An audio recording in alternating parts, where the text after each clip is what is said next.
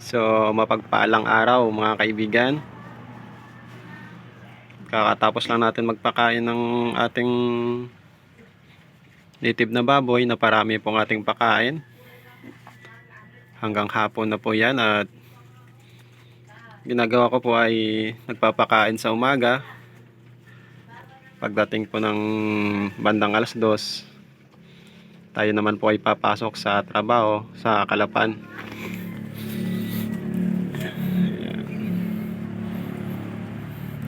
Sa umaga, farming po tayo. Pagkahapon, may trabaho po tayo sa Kalapan bilang isang security guard.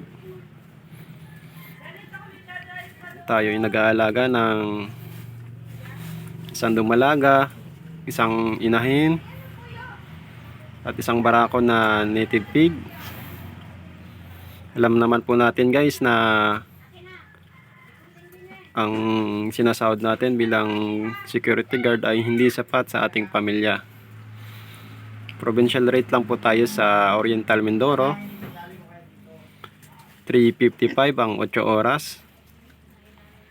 Ang ating pong pinapasukan ay nasa 8 oras plus overtime na 2 oras. Papatak lang po ng 400 plus. Kaya kailangan po nating mag-sideline guys. Bilang isang security guard, ganap po tayo ng alternative na pwedeng pagkakitaan. Ito ang ating naisip ay pag-aalaga ng native na baboy at hindi po ito mabigat sa bulsa alagaan. Ito po ay organic ang ating pinapakain. Hindi po tayo nagpapakain po ng feeds dito, at pag kayo nagpakain ng feeds dito sa native na baboy, talo po tayo sa pakain sa mahal ng presyo ng feeds ngayon. Kaya bukod sa sagmaw, pag kayo may pagkukunan ng sagmaw, pwede kayong kumuha ng mga damo-damo, daon ng saging, mulberry, madre de agua, o anong mang makikita nyong pwedeng ipakain sa ating baboy na pwede naman nilang kainin na nakikita lang natin sa paligid. Sa halagang 1.5 to 2.5 na biik, pwede na kayong magsimula sa pag-aalaga ng native pig. Yung guys, balik po tayo doon. Mahirap po ang trabaho sa Mindoro, provincial rate, hindi po sapat sa ating pamilya. Kaya tayo naghanap ng alternative na pagkakitaan. Ito kayong pagbababoy. Sa 400 plus na ating kinikita, babawasan pa yun ng gas na 150 ang araw. Pagpalagay mo na lang guys na 300 ang kita mo sa isang araw, bawas na yung gas doon. Butin na nga lang po at libre pong ating pakain doon sa pagkain sa ating pinapasukan. Yun na lang po problemahin natin guys, yung gas.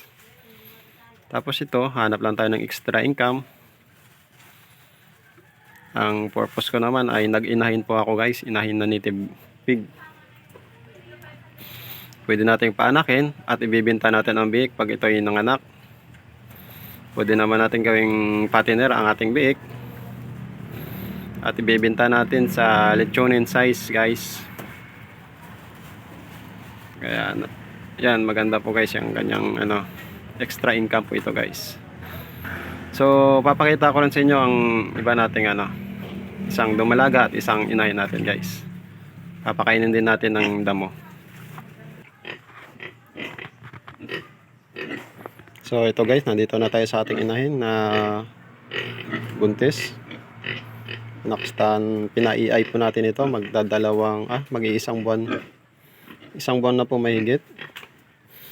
Ito po ang ating damo na nakuha natin sa bakanting lote. So yun guys. Paborito po ito ng ating inahin. Itong damo na ito. Kahit maghapon po yung magngunguya dyan guys. Kahit gano'ng kadami, kakainin niya yan. Maganda tong nakuha nating damo ngayon at ito yung sinasabi nilang talahib. Maganda po ito ngayon at medyo bata pa, yung hindi pa yung matitigas ang puno na mahaba.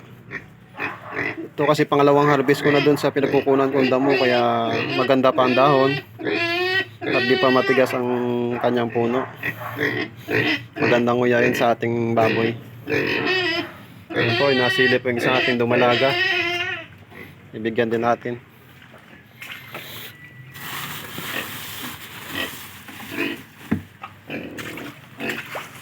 Porka.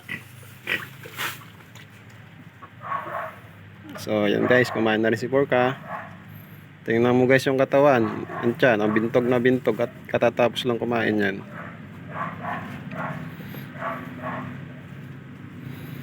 Mabilis lumaki ang ating native guys.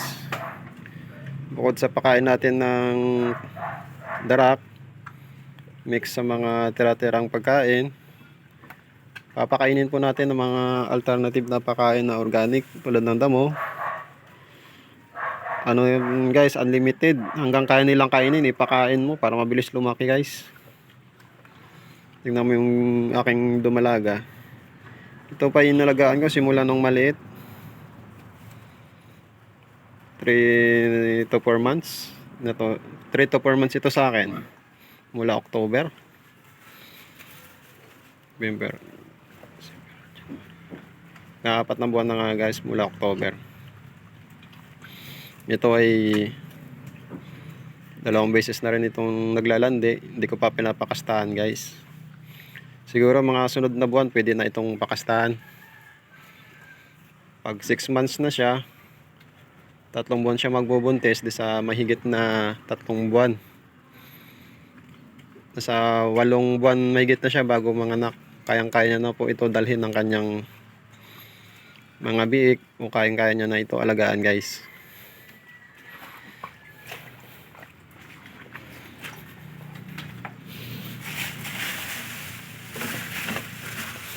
Ito ilalahatan natin para wala na pakakainin si Mrs. mamaya. Ang papakain na lang ng Mrs. mamaya itong iniwan nating pakain. Ito ay merienda lang nila ito guys. Huwag nyo itong isama sa pang-araw-araw nila na pagkain. Ito ay merienda lang. Huwag nyo pong gawing regular na pakain sa kanila, at hindi po ito maganda dahil nababawasan yung kanilang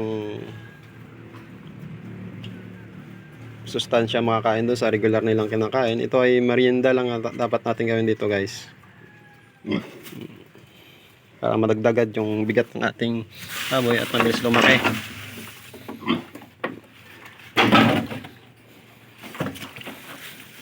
Yung ikot po tayo sa kabila para makita natin ang size ng ating baboy.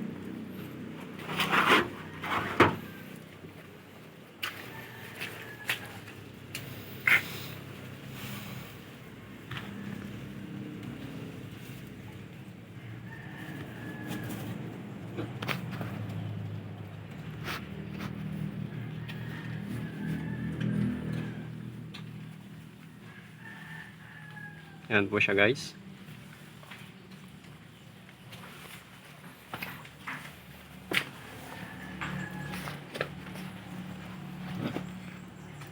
Ito naman kaya malaki ay 2 beses na ito nanganak. Doon sa una nating pinagkukunan ng inahin.